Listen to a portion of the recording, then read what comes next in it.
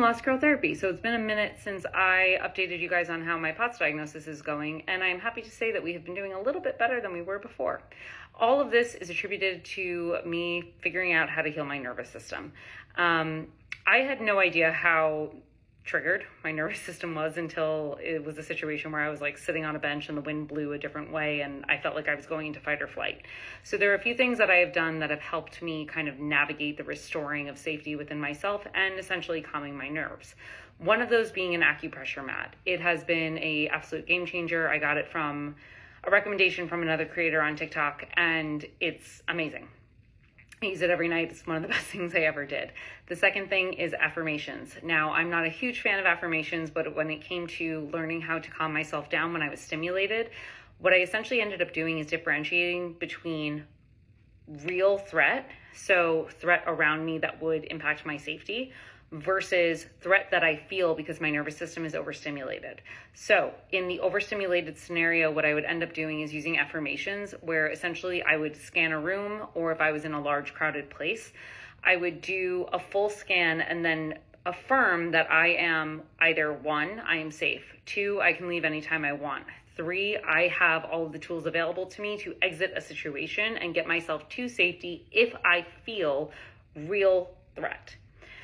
When I began differentiating those two things, it really helped me kind of reestablish the sense of fear and how it feels different from fight or flight being impacted because I am actually in danger versus fight or flight being triggered because my nerves are overstimulated. And when I separated those two things, I really felt more in control of the latter. It just helped me kind of rebalance my own sense of self, and it made me feel much more capable of tackling the signals that my body was sending because it was afraid, but not because there was actual threat around me.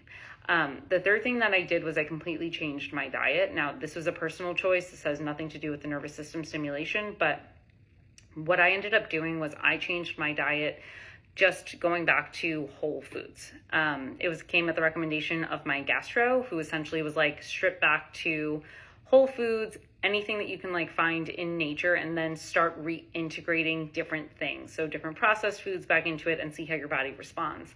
One of the biggest things is that I wasn't stimulated by sugar so much as I was stimulated by certain preservatives that would then send me into an active response.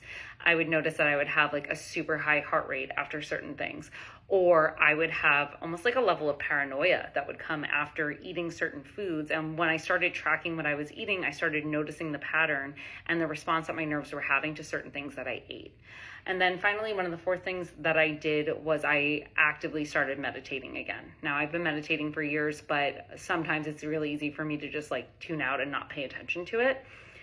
I started doing just 10 minutes of like blank meditation. So straight up just sitting there in silence and really just focusing on my breath and focusing on the in and out. I took it all the way back to basics, and that was really critical because that in to out is the way that I now de-escalate a nervous system response when I'm in a situation that feels really triggering. So if I'm in a really large restaurant and I'm seated and all of a sudden I start to kind of feel like that episode come on, that deep breathing kind of just sends a signal to my brain to go like, you're here, you're safe, you can leave whenever you want to, you have an out.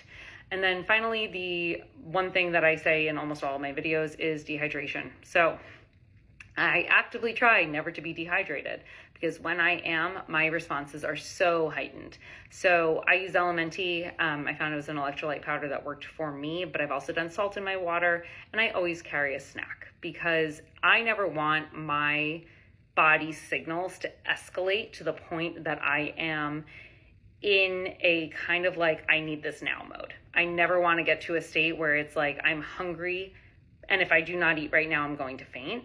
I want to stay in the like, ooh, okay, here's a mild hunger cue. Here is something to eat. So I always have like a bag of walnuts on hand or a granola bar, really anything that is just kind of there, almost as like a safety check for me to say like, if something escalated, you're taken care of. And just kind of having those things in place have really allowed me to just de-escalate my daily sensations to the point where I am able to sit on a bench and I am able to like, essentially like be outside and the winds can change and I won't feel like I need to flee the scenario because I'm afraid.